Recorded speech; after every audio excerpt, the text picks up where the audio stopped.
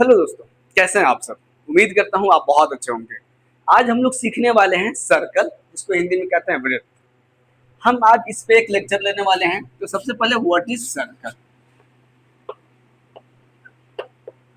What is circle, ये CBSE board के class 10th और कॉम्पिटिटिव एग्जाम्स के पॉइंट ऑफ व्यू से बनाया गया है। तो सर्कल क्या होता है कि locus of points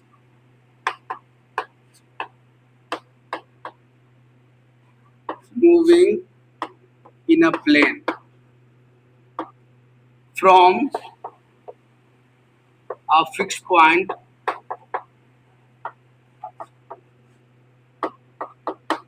to a fixed distance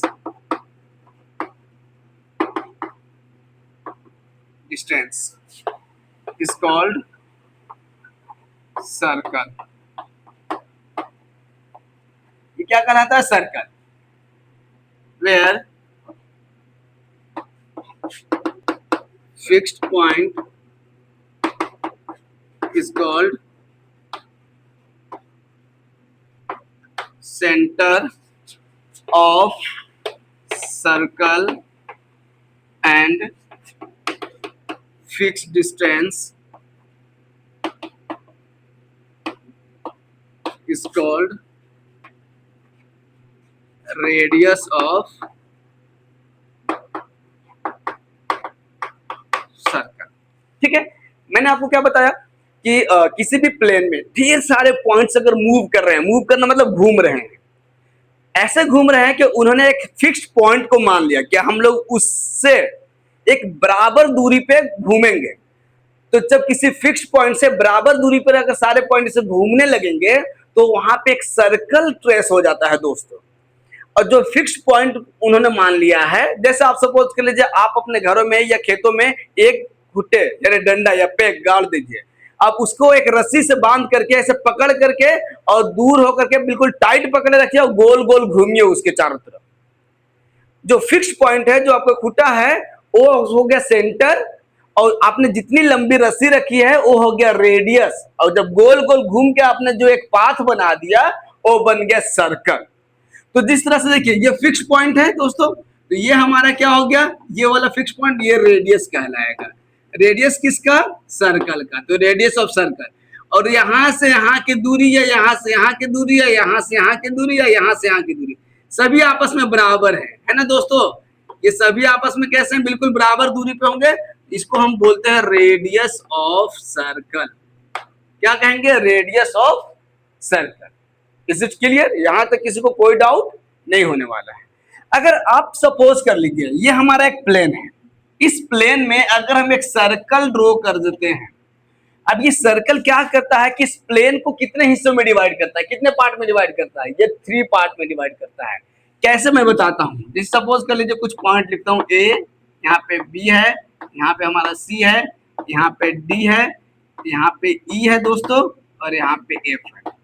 अब देखिए कुछ पॉइंट इस सर्कल के अंदर है, यानी इंटीरियर रीजन हो गया। कुछ पॉइंट सर्कल के बाहर हैं, ये क्या हो गया? एक्सटीरियर हो गया, एक्सटीरियर रीजन। और कुछ इस बाउंड्री पे है दोस्तों, इस बाउंड्री पे, तो ये हो गया on the circle, on the circle. आप समझ रहे हैं ना।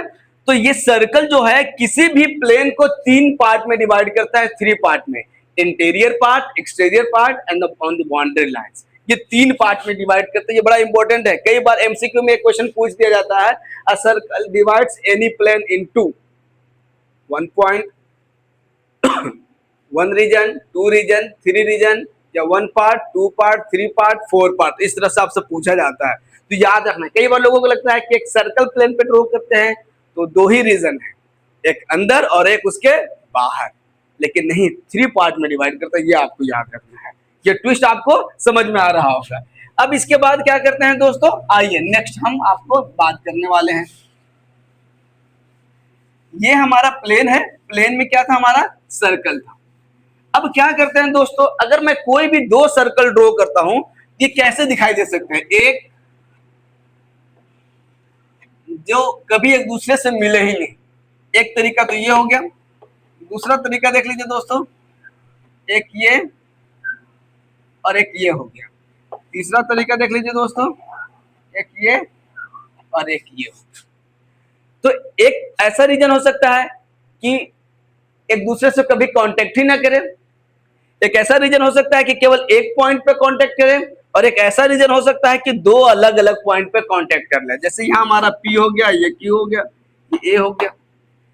तो ये हो सकता है कि जब भी प्लेन में दो सर्कल को ड्रॉ कर सकते हैं तो हमारे पास तीन टाइप के सिचुएशन होगा। एक सिचुएशन में कोई सर्कल एक दूसरे को इंटरसेक्ट नहीं करेंगे, दूसरा सिचुएशन में केवल एक पॉइंट पे इंटरसेक्ट करेंगे, तीसरा सिचुएशन में दो पॉइंट पे इंटरसेक्ट करेंगे। अब यहाँ पे एमसीक्यू कैसा बनता है कि ना, two circles can be drawn in the plane, how many points they can intersect each other, how many point they can intersect on each other.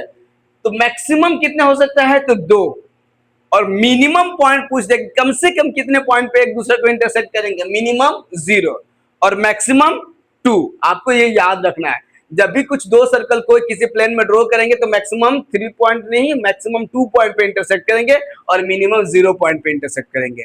आ गई बात समझ में? एक तो दो सर्कल वाला हो गया। एक अनदर सिचुएशन देखिए, मान लेते हैं एक सर्कल और एक लाइन का रिलेशन देखिए। एक सर्कल ड्रॉ कर दिया, एक लाइन ड्रॉ कर दिया, यहाँ पे ये एक दूसरे से मिल ही नहीं रहे हैं। एक कंडीशन ये हो गया।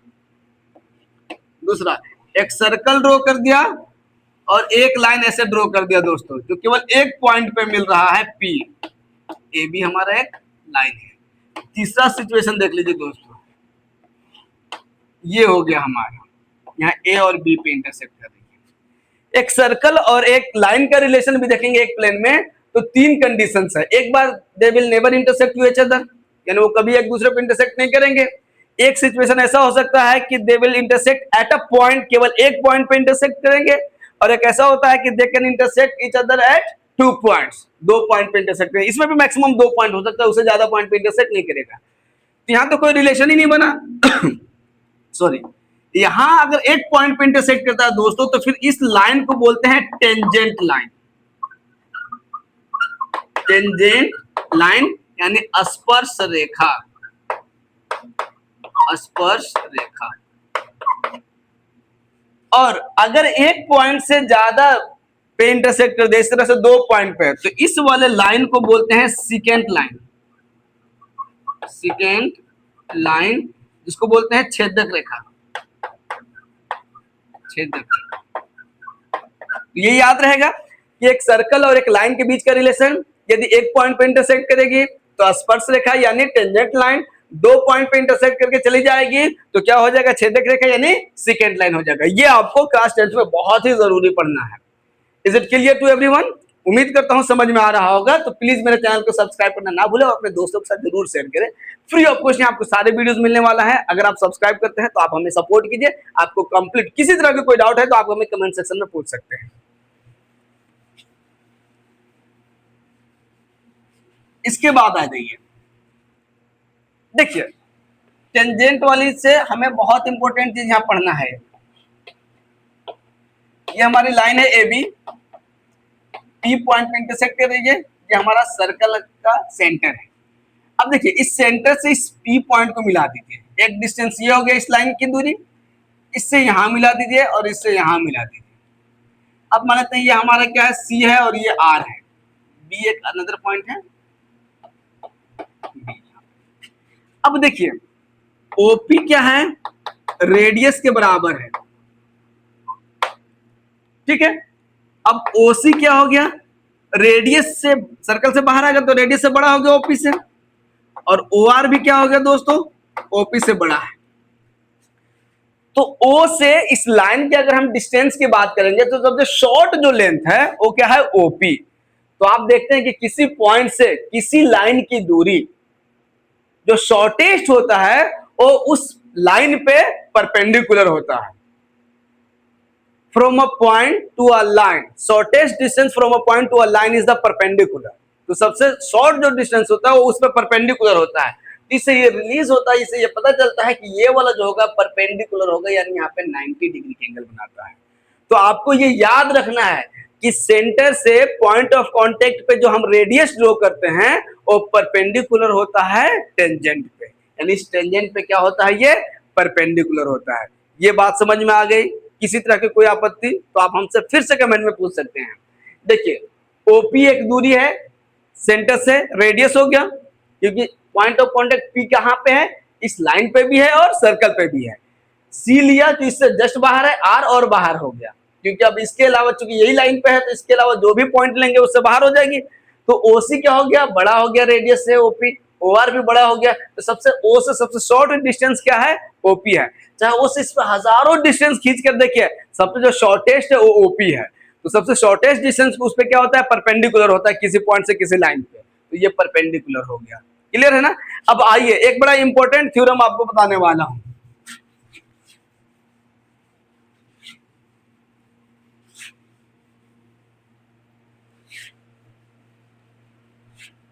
अब देखिए दोस्तों, मान लेते हमारे पास एक सर्कल है,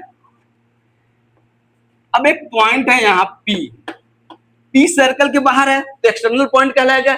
इस एक्सटर्नल पॉइंट से अगर हम टेंजेंट ड्रॉ करना चाहेंगे तो इस सर्कल पे कितने ड्रॉ कर सकते हैं, तो मैक्सिमम 2 ड्रॉ कर सकते हैं दोस्तों। मान लेते हैं ये हो गया ए और ये हो गया बी। तो किसी एक्सटर्नल पॉइंट से किसी सर्कल पे हम 2 ही टेंजेंट ड्रॉ कर सकते हैं। एक तो ये याद रखना है कि from an external point to a circle we can draw maximum 2 tangent. अब देखिए लेंथ ऑफ टेंजेंट की अगर बात करेंगे, length of tangent from an external point to a circle are equal. देखिए एक थ्योरम है दोस्तों, ये थ्योरम कहता है कि अगर एक्सटर्नल पॉइंट से किसी सर्कल पे अगर आप टेंजेंट ड्रॉ करते हैं तो कितना ड्रॉ कर सकते हैं, 2, तो उनका जो लेंथ होगा आपस में इक्वल होगा। कैसे होगा आइए हम बताने वाले हैं। जैसे पी पॉइंट से सेंटर ओ वाले एक सर्कल पे क्या करते हैं, हमने टेंजेंट ड्रॉ कर दिया P A and P B. अब यहां से हम क्या करते हैं, मिला देते हैं। अब अभी आपको दिखाया था कि जैसे ही पॉइंट ऑफ कांटेक्ट पे आप जोड़ते हैं रेडियस को, वो उस पे परपेंडिकुलर होता है, तो ठीक है ना। अब देखिए ध्यान से, in triangle POB and triangle POA, फिर से एक बार मैं रिपीट करता हूं। P से इस सर्कल पे 2 टेंजेंट ड्रॉ कर सकते हैं, एक का नाम दे दिया PA और दूसरा का हो गया PB। अब सेंटर से पॉइंट ऑफ ए क्या हो गया, पॉइंट ऑफ कांटेक्ट हो गया। पॉइंट ऑफ कांटेक्ट को जैसे ही सेंटर से हम रेडियस ड्रॉ करते हैं उस पे परपेंडिकुलर होता है, इसलिए हमने परपेंडिकुलर का सिंबल दे दिया। Is it clear? अब देखिए इसको उसको जोड़ दिया, 2 ट्रायंगल में कन्वर्ट हो गया, एक ये ट्रायंगल एक ये ट्रायंगल हमने लिख दिया। अब बताओ दोस्तों पीओ दोनों में है क्या, तो PO is equal to PO, ये कहलाता है कॉमन, ये बोथ ट्रायंगल के लिए है। अब देखिए दोस्तों ओ बी जो है ओ ए के बराबर होगा, क्यों होगा, radius of a circle, radius of a circle. एक सर्कल का रेडियस जितने भी ड्रॉ करेंगे सबके सब आपस में इक्वल होता है। सेकंड देखेंगे, angle O B P is equal to angle O A P, each 90 degree, each 90 degree. अब देखिए ध्यान से, एक तो ये आ गया, एक ये यूज हुआ है इसके लिए, अब ये 90। तो एक राइट ट्रायंगल है, राइट ट्रायंगल में हाइपोटेन्यूज यूज हुआ, एक साइड और 90 डिग्री, तो by R H S triangle POB is congruence of triangle POA. It implies that PB is equal to PA by CPCT, by CPCT, corresponding part of congruence triangle। जिससे ये proof होता है कि external point से जैसे ही किसी circle पे हम जब लेंथ ऑफ टेंजेंट ड्रॉ करते हैं वो दोनों हमेशा इक्वल होता है।